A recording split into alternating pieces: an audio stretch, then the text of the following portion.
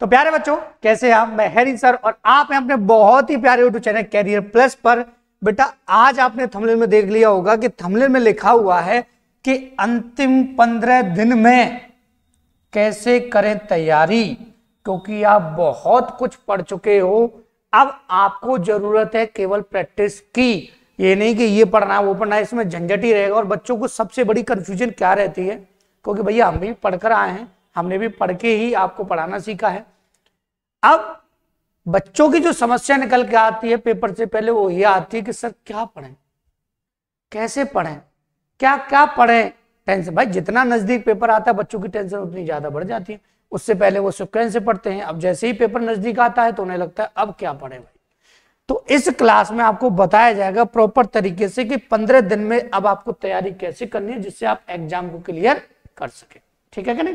तो चलिए आगे बढ़ते हैं। और आप सभी को पता है जो आपका चहेता प्लेटफॉर्म है पढ़ाई की पंचायत, उस पर ये जो बैच है वो है यूपी पुलिस का। डेली याद दिलाता हूं, थंबनेल में भी लिखा हुआ है, डेली याद दिलाता हूं आपको, भूले ना। ठीक है? और जिस पर टॉपिक है आज का कि तैयारी कैसे करें, तैयारी कैसे करें। बेहतरीन तरीका मैं आपको बताऊंगा, तब मुझे बताना 15 दिन बाद कि हाँ, कि आपके तरीके से पढ़ने के बाद हमें फर्क मिला है कि नहीं। अपने आप में आपको फर्क देखने के लिए मिल जाएगा कि हाँ, कि पहले हमारे क्वेश्चन हो रहे थे 80 सही और अब हो रहे हैं हमारे क्वेश्चन 120 सही। 40 क्वेश्चन बढ़ जाएंगे, आप देख लें। देखो, सबसे पहले हम बात करते हैं, तो आप सभी को पता है कि भैया हम मैथ के टीचर हैं, तो सबसे पहले हम मैथ की बात करेंगे। किसकी बात करेंगे? मैथ की। मैथ में आपको क्या पढ़ना है, कितने घंटे पढ़ना है, किस तरीके से पढ़ना है, वो सबसे ज्यादा जरूरी है। और कौन कौन सा टॉपिक पढ़ना है, उस टॉपिक में क्या क्या इंपॉर्टेंट है, वो हम बात करेंगे। और फिर देखना जो मैं बताने वाला हूं उसको पढ़ लीजिएगा, एक भी क्वेश्चन बाहर नहीं रहेगा। ठीक है? देखो, और बाकी सब मैंने वीडियो डाली हुई है। चाल समय दूरी में आपको करवा दूंगा, बच्चों की रिक्वेस्ट थी चाल समय दूरी करवाइए, वहां से 2 क्वेश्चन आने वाले हैं।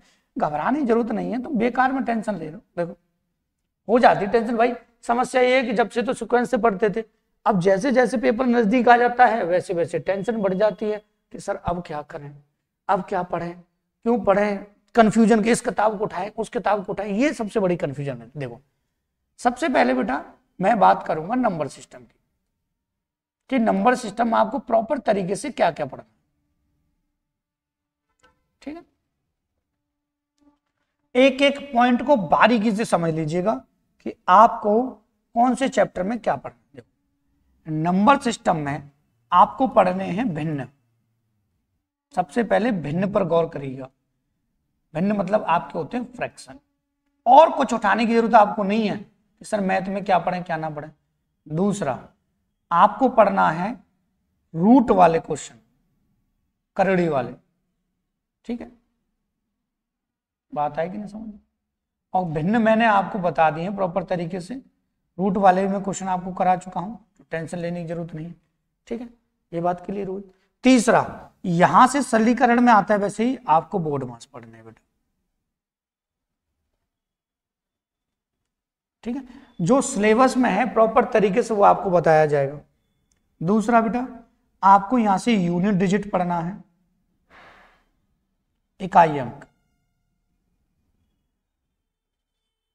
ठीक?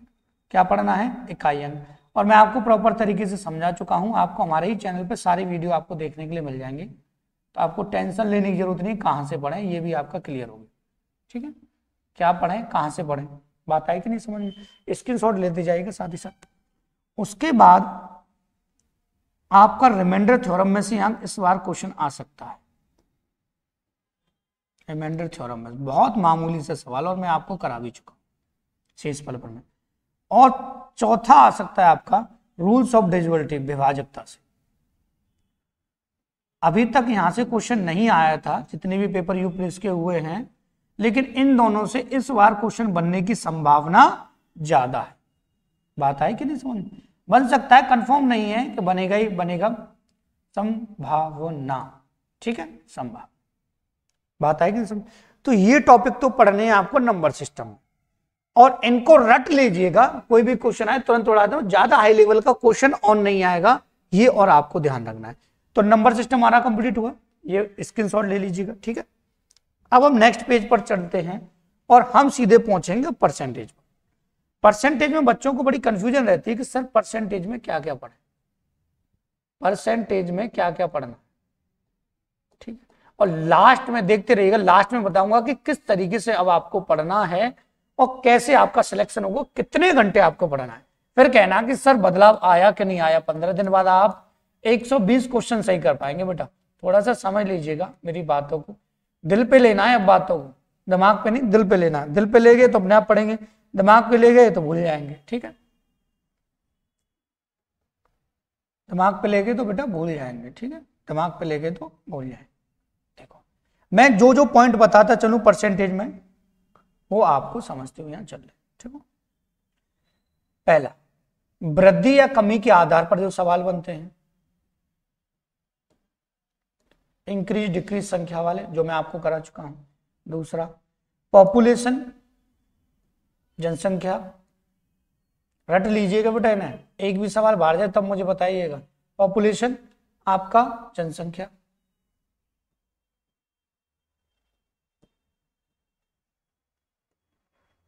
जनसंख्या, ठीक है। और फिर आपको यहां पढ़ना है आय खर्च और बचत, आय खर्च और बचत, बचत, ठीक। और फिर पढ़ना है मूल्य खर्च खपत। सब टॉपिक पढ़ाए हुए हैं, कोई टेंशन नहीं, आप पर्सनल क्लास निकालेंगे वहां से टॉपिक मिल जाएंगे, कितना पढ़ना है वो भी आपको समझाया गया है, ठीक है। आय खर्च बचत, मूल्य खर्च खपत, मूल्य खर्च खपत है ये, ठीक है, बचत नहीं है, खपत। क्या है? खपत। बात आई कि नहीं समझ? अगला जो पॉइंट है उसमें सबसे मेन पॉइंट आता है ये निकल के कि परीक्षा संबंधी प्रश्न, एग्जाम से रिलेटेड जो क्वेश्चन आते हैं,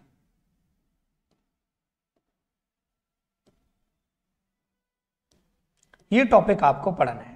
इनमें किस लेवल के सवाल पढ़ने हैं मैं बोलता जाऊंगा, आप सुनते जाइएगा ध्यान से। पहला, कमी या वृद्धि में वो कहेगा ए संख्या बी से इतने परसेंट वृद्धि अधिक है, बी सी से इतने परसेंट अधिक है। ये टाइप मैंने आपको कराया था, इस तरीके के सवाल। पॉपुलेशन, जनसंख्या पर 2 वर्ष बाद प्रत्येक वर्ष इतने परसेंट की वृद्धि होती है, केवल ये, और जनसंख्या में कंफ्यूज होने की आपको जरूरत नहीं है।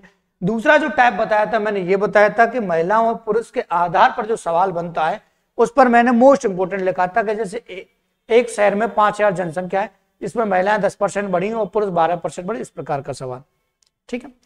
आय खर्च खपत वाला जो आय खर्च बचत वाला जो सवाल है, उसमें पहला सवाल ये था, इसमें 2 प्रकार के ही सवाल बनते हैं कि इतना कमा रहा है, इतना खर्च कर रहा है, बचत इतनी दे रखी है।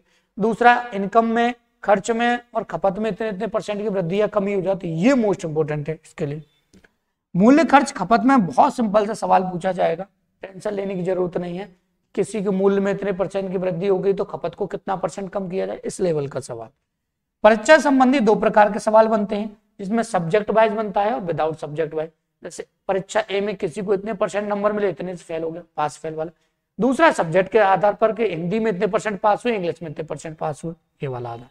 तो परसेंट की कहानी यहां हो जाती खत्म, ठीक है। अब हम आगे बढ़े तो हम लाभ या हानि पे पहुंचेंगे। लाभ हानि, लाभ हानि पर मैं आपको जो टाइप बताते जा रहा हूं ध्यान से सुनिएगा।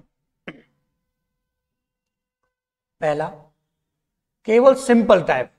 सिंपल टाइप में जो सवाल आते हैं वो ये होते हैं कि एक वस्तु इतने में खरीदी गई, उतना उसकी मरम्मत पे खर्च किया गया, ठीक है, मरम्मत वाले, मरम्मत या एक्स्ट्रा खर्चा,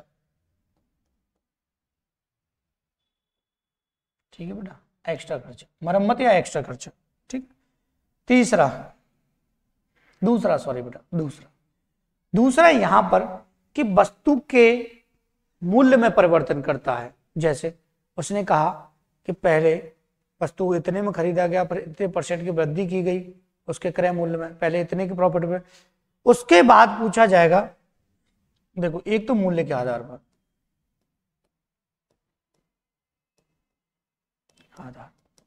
ठीक। तीसरा, लागत मूल्य विक्रय मूल्य के आधार पर, लागत मूल्य और विक्रय मूल्य। वैसे इसमें बहुत सारे टाइप बन जाते हैं जो सवाल है उनकी कंडीशन में, विक्रय मूल्य के आधार पर, ठीक, कि एक 20 वस्तुओं का लागत मूल्य 25 वस्तुओं के विक्रय मूल्य के बराबर है। चौथा, वस्तुओं की संख्या के आधार पर सवाल। कौन सा वाला सवाल मैं बोलता हूं, आप सुनते जाइएगा। जैसे उसने कहा कि 20 रुपए में 25 वस्तुएं बेचने पर 25% की हानि होती है, इतने में कितनी वस्तु बेची जाएगी, इतने % का लाभ। ये टाइप मैंने आपको कराया था, ठीक, वस्तु की संख्या के आधार पर। और अगला जो टाइप आपका बनता है, जैसे क्रय मूल्य विक्रय मूल्य, जो मतलब जितने में वस्तु बेची गई है उतने ही % का लाभ हो, या फिर ये पूछा जाए कि जो क्रय मूल्य वस्तु का उतने ही % की हानि या लाभ हो। ये वाला टाइप मैंने आपको बताया था। तो सीपी के बराबर प्रतिशत में लॉस या प्रॉफिट हो, ठीक है। छठवां टाइप मोस्ट इंपोर्टेंट है, अलग अलग वस्तुओं के आधार पर, अलग अलग वस्तुओं के आधार पर। अलग अलग वस्तु कौन सी बेटा? वो इस प्रकार से आपसे कहेगा सवाल में कि ध्यान से सुनना कि 15 कुर्सियां 10 मेज कुल मिलाकर इतने रुपए की, एक टाइप का मैंने क्वेश्चन कराया था। सातवां जो इसमें बहुत एक्स्ट्रा टाइप है, लेकिन सबसे इंपॉर्टेंट जो मुझे टाइप लग रहा है वो लग रहा है एसपी सेम हो। क्या हो? एसपी सेम हो, ठीक है बेटा। बात आएगी ना समझ? स्क्रीनशॉट ले लीजिएगा, ये चीजें आपको पढ़ते हुए चलना है। सारी चीजें हर क्लास में आपको देखने के लिए मिल जाएंगी, ठीक है। एक्स्ट्रा आपको कहीं जाने की जरूरत बेटा नहीं पड़ेगी। देखो अगला डिस्काउंट की बात करें तो डिस्काउंट में मैं मोस्ट इंपोर्टेंट बता देता हूं, सक्सेसिव डिस्काउंट से क्वेश्चन आना है। सक्सेसिव डिस्काउंट से आना ही आना है। डिस्काउंट देने के बाद लॉस प्रॉफिट हो, डिस्काउंट के बाद लाभ या हानि हो, ठीक है। ये दो टाइप केवल आपको पढ़ने हैं और आपको पढ़ने की आवश्यकता बेटा डिस्काउंट में नहीं पढ़ने वाले, ठीक है। अगला ठीक, डिस्काउंट के बाद सीधे चलते हैं बेटा टाइम एंड वर्क पर। पहले एसआई को समझा देता हूं मैं आपको। एसआई साधारण ब्याज। साधारण ब्याज में देखो, साधारण ब्याज में क्या करना है आपको बेटा? साधारण ब्याज में हमारी 2 क्लासेस हैं, उनको उठाइएगा, क्योंकि अगर मैं टाइप बताने लग गया तो बहुत सारे टाइप ऐसे हो जाएंगे जिनमें आपको कंफ्यूजन रहेगी कि कौन सा टाइप किस तरीके से करना किस तरीके से नहीं।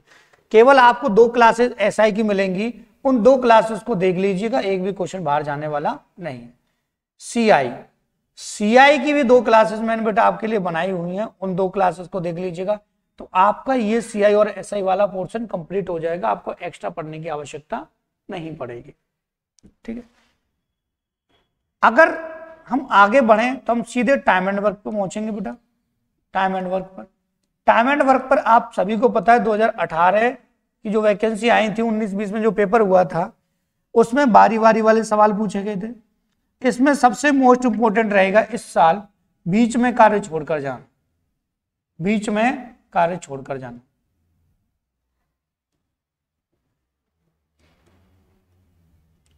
ठीक। बात आएगी ना समझ? ये सारी चीजें मैथ में हो रही हैं अभी, मैथ में। बाकी आपको किस तरीके से कौन से सब्जेक्ट को हैंडल करना है वो मैं आपको बताऊंगा, टेंशन लेने की थोड़ा सा सब्र रखिए। बात आती है एवरेज की। एवरेज की मैंने जो क्लास बनाई है केवल आपको वो देखनी है, टाइप पे जाने की आपको कोई आवश्यकता नहीं। उसके बाद चाल समय दूरी, चाल समय और दूरी, जिसमें बच्चों को सबसे ज्यादा प्रॉब्लम है, तो इसकी क्लासेज आपको मिल जाएंगी 2 दिन के अंदर। बेहतरीन क्लास आपके लिए तैयार की जा रही है। दूसरा, इसमें समय के आधार पर लेट या जल्दी के आधार पर जो सवाल आपके बनते हैं उसमें से आने की संभावना बहुत ज्यादा है, तो वो आपको कराया जाएगा। उसके बाद इसमें से ट्रेन वाले जो क्वेश्चन बनते हैं वो आपको कराए जाएंगे, ठीक है। बात आएगी नहीं समझ में? कोई टेंशन नहीं लेनी। उसके बाद बेटा पार्टनरशिप की बात करें तो मैंने पार्टनरशिप के लिए मेरे सिलेबस में आपका पार्टनरशिप के लिए केवल 1 क्लास बनाई थी आपके लिए, और वो क्लास इतनी मोस्ट इंपोर्टेंट है कि सवाल 12 आने के चांस है ही नहीं, ठीक है कि नहीं? सब मिल जाएगा, आप टेंशन नहीं लेनी। उसके बाद बेटा हम आगे बढ़े तो हम एक चीज समझेंगे कि ये चैप्टर थे मेन, जिनमें से आपके क्वेश्चन बनेंगे। दूसरी बात ये है कि बेटा मैं आपसे कहूं कि बच्चों को कंफ्यूजन है मेंसुरेशन में। किसमें? मेंसुरेशन में कि क्षेत्रीय मिति से सवाल कहां से आएगा। तो मैं आपको सिंपल तौर पे बता दूं कि अभी फिलहाल में देखा जाए तो 3 जगह से ज्यादातर सवाल आपका पूछा गया, सॉरी 4 जगह से।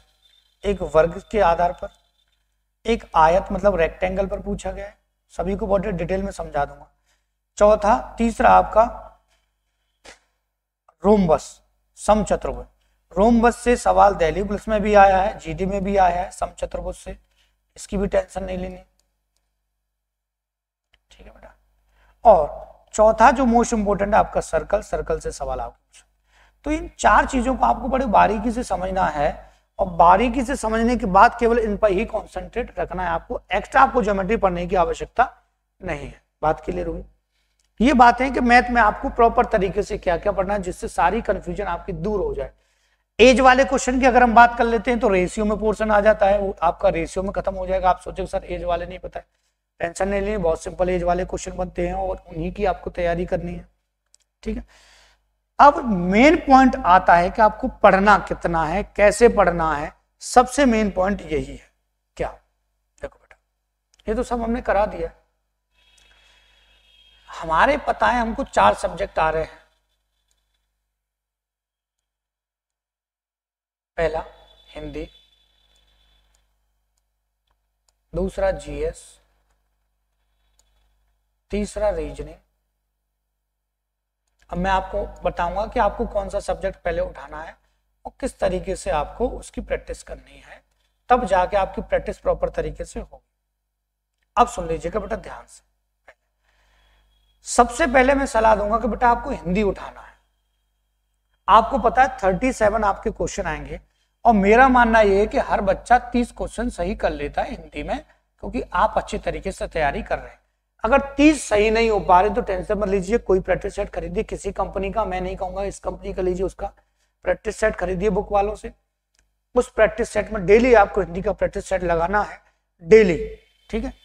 अभी मैं बताऊंगा प्रैक्टिस सेट के बारे में, घबराइएगा नहीं। दूसरा जीएस में 37 आपके क्वेश्चन होंगे, 38 क्वेश्चन होंगे, और 38 में से बेटा मेरा मानना यह है कि आप लगभग इसमें से 20 तो सब निकाल लेते हैं।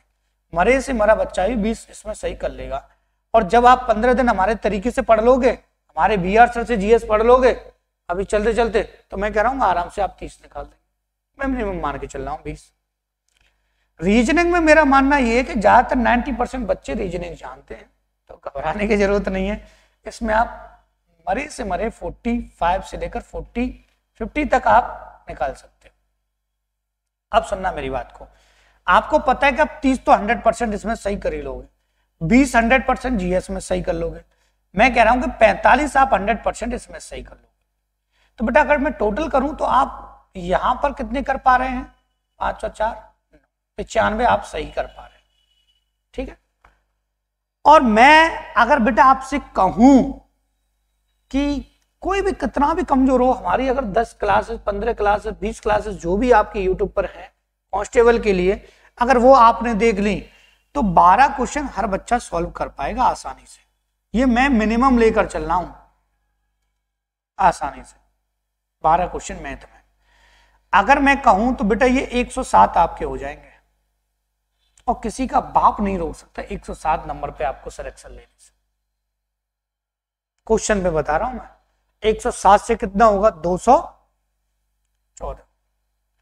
दूसरी चीज ये है लगभग 200 ही आपको, 200 से ज्यादा की आपको डेली प्रैक्टिस करनी है। और तब आपको क्या करना है, देखो अब ये मिनिमम स्कोर आप अब के लिए है।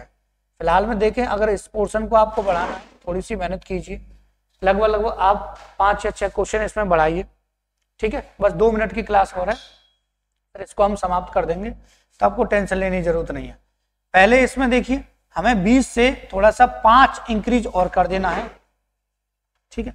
और मैं चाहूंगा बेटा यहां आप 50 ले आएंगे आसानी से, इसमें इंक्रीज हो या ना हो। मैं कह रहा हूं कि 3 क्वेश्चन और बेटा इसमें इंक्रीज कर लीजिएगा, किसमें? मैथ में। मैं चाहता हूं 15 मैथ में आसानी से कर पाए, तो अगर मैं 3 और 5 8 और अगर जोड़ दूं इसमें तो आपके 8 इसमें जोड़ दूं तो ये हो जाएगा 115। 115 मतलब 230 आपके नंबर आ जाएंगे आसानी से। और आपको पता है मैं तो कह रहा हूं 230 पे मत जाओ बेटा, आप इतने ले आओगे ना तो आपका सिलेक्शन पक्का है। ठीक है कि नहीं? आप सुन लीजिए ध्यान से कि पढ़ना कितने घंटे है, कैसे पढ़ना है, थोड़ा सा समझ लीजिए। सबसे पहले 8 बजे बैठिए पढ़ने के लिए, खाना पीना खा के शाम को, और 8 से 10 2 घंटे प्रैक्टिस सेट लगाइए। 2 घंटे आप प्रैक्टिस सेट लगाइए। इस 2 घंटे में प्रैक्टिस सेट लगाने के बाद आप देखिए कि वास्तव में आप 2 घंटे में कितने क्वेश्चन कर पा रहे हैं। ठीक, उसके बाद कोई भी प्रैक्टिस सेट होगा उसमें डिक्लेरेशन दे रखा होगा, कैसा सवाल है, क्या इसका उत्तर है, सारी चीजें आपको डिटेल में वहां मिल जाती है, उनकी प्रैक्टिस करनी है। अगर आपके इसमें से 100 क्वेश्चन सही हो गए, बाकी के 50 देखिए क्यों गलत हो रहे हैं, उनकी प्रैक्टिस आपको तुरंत प्रैक्टिस सेट लगाने के बाद ही 1 घंटे में कर लेनी है। 3 घंटे हो गए तो 8 और 3 11 बजे तक आप यहां से फ्री हो जाएंगे। 11 बजे तक आप प्रैक्टिस सेट कर चुके होंगे। उसके बाद 11 बजे प्रैक्टिस सेट करने के बाद आपको अभी 12, 1 और 2 बजे तक पढ़ना है बेटा। 3 घंटे अभी आपको पढ़ना है, जिसमें मैं ये चाहूंगा बेटा कि आप इसमें जीएस हिंदी को कंप्लीट करें इस समय। ठीक है, और दिन में जो टाइम आपका मिलता है आप रीजनिंग और मैथ तब करें। कारण बता रहा हूं मैं आपको, ठीक है, कारण बताऊंगा। मेन कारण पता है क्या है? मेन कारण ये है, ध्यान से सुनिएगा बेटा, कि अगर आप 12 बजे, एक तो वैसे थके हुए से हो जाएंगे, अगर आपने यहां पर रीजनिंग वो जीएस और हिंदी पढ़ा तो कोई टेंशन नहीं रहेगी आपको, और गलती से आपने मैथ उठा लिया यहां और डाउट आने लग गए, फिर आप बिल्कुल नहीं पढ़ोगे उसको, फिर आप कहते हैं छोड़ सो जाता हूं। मैथ देता है कंफ्यूजन दिमाग में। ठीक है, रीजनिंग में 2-4 सवाल नहीं हो तो और टेंशन हो जाएगी। ठीक है, तो इस पोर्शन की वजह रात को इसमें कंप्लीट किए तो आपका मन भी लगा रहेगा और अच्छे से पढ़ाई भी हो जाएगी। ठीक है, तो ये स्ट्रेटेजी आपको रखनी है, ये तरीका आपको अपनाना है, इस तरीके से आपका सिलेक्शन पक्का होगा। और मेरा मानना यह है कि जो मैंने आपको 230 बताया इतने आप ले आओगे, बेफिक्र रहिए। अब इसी तरीके से आप पढ़ाई कीजिए लगभग 15 दिन आराम से। कम सो लीजिए, कम सोने से कोई नहीं मरता, टेंशन आपको लेनी नहीं है। बाद में 1 दिन पहले आराम से सोना, 15 घंटे, दूसरे दिन पेपर देने चले जाना, आपकी टेंशन खत्म हो जाएगी। तो इसी के साथ बेटा आज की क्लास समाप्त करता हूं। अगली क्लास में चाल, समय, दूरी और प्रैक्टिस सेट आपको मिल जाएगा, तो टेंशन लेने की आपको आवश्यकता नहीं है। And thank you for watching this video.